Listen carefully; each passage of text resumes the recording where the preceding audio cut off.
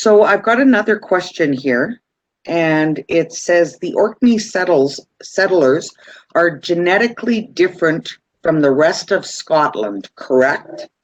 Has anyone found anything interesting related to these Orkney settlers? I am aware of a University of Edinburgh research into the descendants that arrived in Canada. And the Isbesters are Orkney English half-breeds. And it's the grandson or great-grandson of the original settlers of PA. He has the original family circle oval picture of his grandparents or great-grandparents. I know only tidbits. So the reason I am, how do you want to call it, coated white, pigmentally challenged, whatever you want to call it. Like my mom's mom was tanned all the time. Like I used to argue when I was a kid, my grandma's prettier than your grandma. My grandma has a tan all the time, right? And my mom is very white because her dad was Scottish. And so she took really hard from the Scottish side. You've seen pictures recently. I look a lot like my dad. I'm just paler. And that's thanks to my Scottish grandfather. So I always have this little interest in Scottish history. And so the Orkney settlement interests me because so there's some theories. Some of it might be stereotypes. Some of it might be urban legends, but they come from a hardy stock, people would say, right? And that's why they made good people in the fur trade, because some would argue this, right? I don't know. Again, it could be stereotypes, it could be myth, but it's the idea that they come from the most northern climate of the British Isles. So they're used to really hard weathering situations, which made them easily adaptable to the harsher climates of Canada because they're used to like the bad wind currents that make everything really nasty and cold at the northern tip there in the British Isles. So there's that. And there's the idea because of where they were situated, and they already had a lot of common experience in trading with other nations, and so they spoke multiple languages, and so they would trade with the Norwegians and the other circumpolar populations, that because they were good at learning multiple languages, it was another reason to employ them into the Hudson Bay.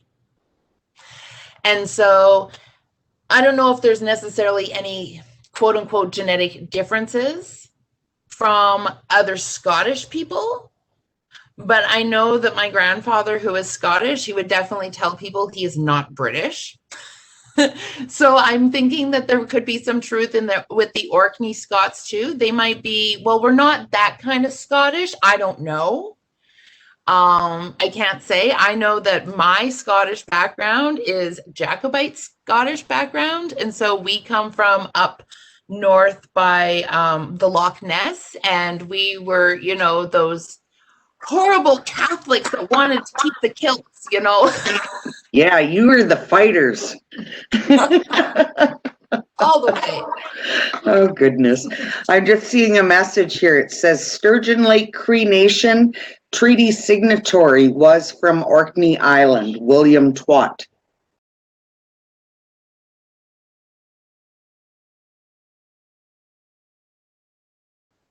First of all, Rebecca, it's good to hear you. I just wanted to say that your research is excellent. In my hometown of Isle La Crosse, that's where I come from, we have connection with the Hudson Bay Company going back to the 1700s, I believe, way before Red River, because of the fur trade. So therefore, we were there way before many of the half-breeds at the time, who changed their name to Metis eventually, but we were known as half-breeds at the time. And many of our half-breeds actually worked for the Hudson Bay Company as middlemen, interpreters, freighters, providing for the Hudson Bay Company. Another interesting thing in Isle La Crosse is there was 5 forts in Isle La Crosse. There was a Northwest Company, there was the Hudson Bay Company, there was Frere Rebellion, there was Fort Black, and I can't remember the fifth one, but I know for a fact that there was 5. So most of our Métis or half-breeds worked for the 5 companies. Some of them were French, I believe, like Frère Révélien was French. They were from Paris. That's I thought I'd do that as an observation. But I'm also interested in your country wives. I have an auntie. Her name was Clara. She married one of the Hudson Bay Company clerks. I believe he was Scottish. Maybe the Orkney Scottish we're talking about. His last name was Ramsey. They had something like 5 children altogether. And in the end, he abandoned his country wife, went back to Scotland, and we find out later through some research that he was actually married in Scotland. So he committed, what's that? He had 2 wives, one country wife and a family in Scotland. Yeah, Did a lot of that things like that happen that you're aware of? That's a good example because my auntie Clara ended up in the mental institute as a result. I'm sorry to, that was such a sad tale to finish off with your aunt, but it is good to hear from you. The country wives, so actually there even was I think a National Film Board documentary done back at one time with Harry Daniels and Winona Wheeler. Mistress Madeline. Yes. And it was, to kind of help illustrate the fact that this is so true. And yeah, my grandmother, Alan, actually used to call herself a half-breed. She called herself an English half-breed because she said, we're from the Hudson Bay. That's, but today most people just use that general term Métis because it's the legal term. But yeah, so for ourselves, like people would forfeit their pay to stay in the country. So they'd come over with the Hudson Bay. They'd come over on a 5 or 7 year contract. They'd work that time. And then they would have to go back to England at the end of their contract to get their pay. And when they worked out the pay, it was how many, bags of flour, how many blankets. There was a tally kept in the trading post of all the things that you used that would be taken off your pay as your bill, the whole, you owe your soul to the company store sort of idea. And so what some of these people would do, especially if they were chief factors or chief traders or higher ups, a lot of them would turn off their country wife, return to England to get their contract, and they would either come back and pick up where they left off, or marry somebody else and bring that wife back with them, or just never come back. And so it was common enough that some of the people that made a little movie documentary about it to help educate people. So it was common. Sometimes they would give the wife to the next person over, the new chief factor coming in or something to that effect.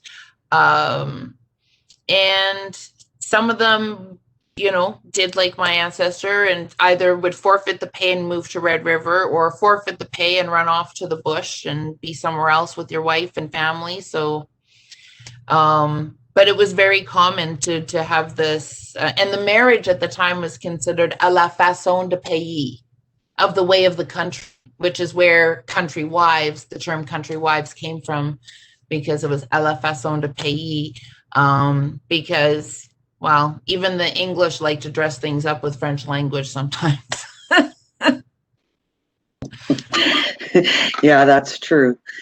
So it's really interesting how, and this was the creation. See, a lot of people tend to think that the Red River is the be all to the end all.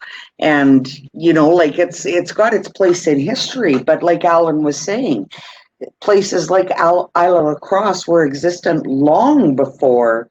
I know in my family tree, I was on the one branch, I was always having problems because I just made the assumption, well, they came from the east. You know, you just make that assumption that, you know, they made their way westward. I know that they were at the resistance at Batoche, but I took a trip up to Lac La Biche with a friend of mine, and she was so determined. We went to the mission there, and she was so determined that she was going to find her, you know, some records of her ancestors there. And I was like, okay, yeah, let's. And it's really, and they've got a really good museum there, and really interesting mission. So we were wandering around. Well, if there wasn't a genealogy somebody had done about the Lavalleys. So I pick up this genealogy and I'm looking at, well, it's my family. They were there in the 1780s. I didn't know they were there. You know, and so at some point they did go to the Red River, but they weren't there very long. And it was actually really funny because as they were coming back, they were leaving kids along the way. So it's really bizarre. It skips a little bit. I've had some internet issues, but I'll start with Jermaine's question about script. So that's an interesting question. I can't say that I'm an expert on the MMF land claim that came through. I think it made it all the way through the Supreme Court in 2014. But there's arguments of cases of being made that is script a treaty. And some say yes. Some say script is an illegal process. I would say script is akin and parallel to treaty. And so, I have a book. I think everybody should have this book, but it's packed for mine right now. And it's the Saskatchewan Atlas that was put out for the 100th anniversary of the province of Saskatchewan. And it was done by the University of Saskatchewan. And in there is a map. And it shows where all the treaty tables were and all the script tables were. Because there were times when the treaty table showed up and literally there was a script table right beside it and you picked a lane. So you either pick script or treaty. Because originally when the first number of treaties came out, like treaty number 1 in 1871, there was no script process. There was no separation between Indian and Métis, and that's what Daniels was able to successfully argue through the court case that was successful up the way to 2016, where all, whether it doesn't matter if you're Inuit, it doesn't matter if you're status, non-status, First Nations, it doesn't matter if you're Métis, you're all Indian. We're all Indian under 9124 because there was no separation. Later on, especially, we saw later adhesions to treaties. For example, northern Saskatchewan, well, north is relative. If you're in Saskatoon, La Ronge is north. If you're in PA, it's almost north. Because points north is north, right? So it's all relative. But, you know, you have these later adhesions like Treaty 6 adhesions in 1899 and things like that, where there would have been a script table at the same time because they were running script processes in 1899. I know because my son's ancestors from Alberta side of the family were taking 1899 script that were the Lesser Slave Lake people and the Gruard people, where Jim Brady comes from, right? And so there were times when there was a treaty table and a script table under the same tent. And it was all a garbage system, in my opinion. So I'm going to offer you my unsolicited opinion on this. My grandma's probably like shaming me right now with her finger going, don't you do it. But I'm going to tell you why I think there's a problem. So the Royal Proclamation, everything is based on the Royal Proclamation, right? The rights idea, the Indigenous community as the rights-bearing community, it is still acknowledged as the community level being the rights-bearing community. That's why that's the level that should decide who is who, because that's who is engaged for duty to consult, right? It's the rights-bearing community level. And there it's spelled out like their only way the Crown can get land from Indigenous people, and I'm saying Indigenous because I mean Métis, First Nation, Inuit, everybody in this, okay? The only way that you can do this is if you follow the protocols, right? And so you can't actually buy land because you can't extinguish Aboriginal title to land through cash settlement. You can compensate through cash settlement, but you can't extinguish title. And it should be done at the community level. So this is why I say scrip is garbage. It was individual. It should have been done at the community level, for one. For two, there actually was a money scrip process that existed in parts of Alberta as well as the Yukon and Northwest Territories. That was one of the later scripts. That might be the Mackenzie script. It was one of the last scripts offered, and they offered cash instead. You can't extinguish title with cash. And so that is, sorry, that's my rant. But that's where there's problems with scrip, and it can be argued, yeah, that was the government's intention, was to extinguish title. Great, but it was an illegal process. Sorry. Thanks for my rant. Really good answer. And that's always been interesting. We had a legal symposium that we attended the other day, and one of the things that the lawyers are looking for, because they're in the midst of going forth with legal arguments for health and basically the same rights for Métis and non-status as what the treaty have. And one of the arguments that they're bringing forth is the amount of Métis people that actually signed treaty, that, you know, and they were not considered treaty Indians or full-blooded Indians to be on the reserve. And, you know, so there's that, and, you know, and then there's other factors, like you say, like that there was a scrip and treaty signing right under the same tent. So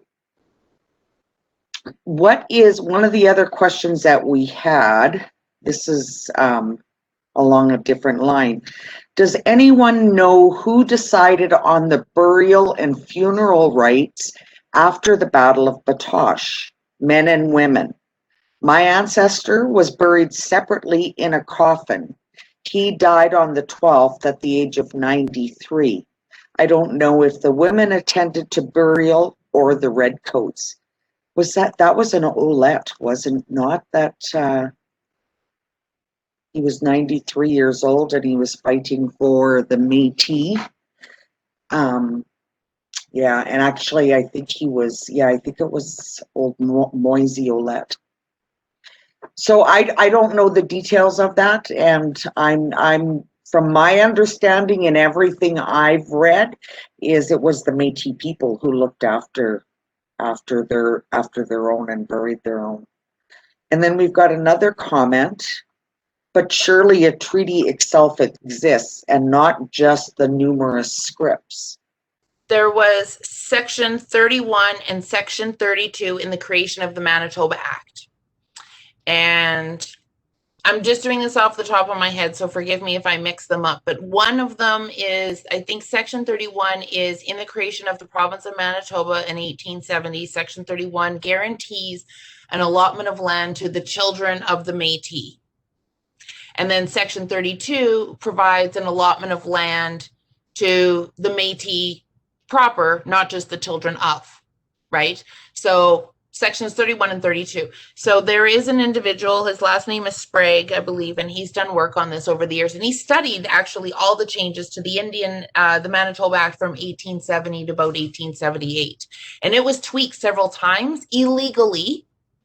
And when I was teaching a class, I came across this textbook, and it talked about the political economy of Manitoba in 1870 moving forward, and how they went all conservative, and it's because all the Indigenous people were left, they're not on census. I was like, what?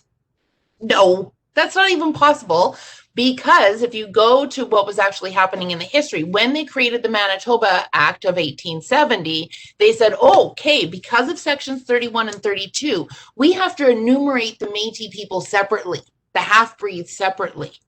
because they have to be enumerated so we can allot them land. So they didn't make it onto the first few census. And they were getting really upset waiting for their land, which is why a lot of them left Manitoba by 1878 and were in Batoche and different places of the wintering sites throughout Western Canada, the Hivamna settlements. And so what they did as a way to quickly settle the title to land that was promised through the Manitoba Act is the government started issuing these individual scripts. So everything's tied to sections 31 and 32 of the Manitoba Act, and it all comes out in the MMF Supreme Court decision, I believe 2014. And so that court decision will address how the allotment of section 31 and 32 lands didn't work. And so those were the first scrip lands that were first issued. And when they realized the only way to really settle the outstanding title was to create a Northwest scrip process, because they realized a lot of the Métis people had left Red River, the Manitoba area, and had gone west in Batoche. So they actually started another. So there was the regular half-breed scrip commission that was operating out of Winnipeg. Then there was the one that was the Northwest Territory one that they had to add on because of all the people who were west. So they did, Saskatchewan, the Northwest Territories, which was the District of Assiniboine, the District of Athabasca, the District of Saskatchewan, when it was divided differently. And that was your second scrip process. And it was because they knew too many people had already left Red River to be able to get the title to land that was worked out through this Manitoba Act.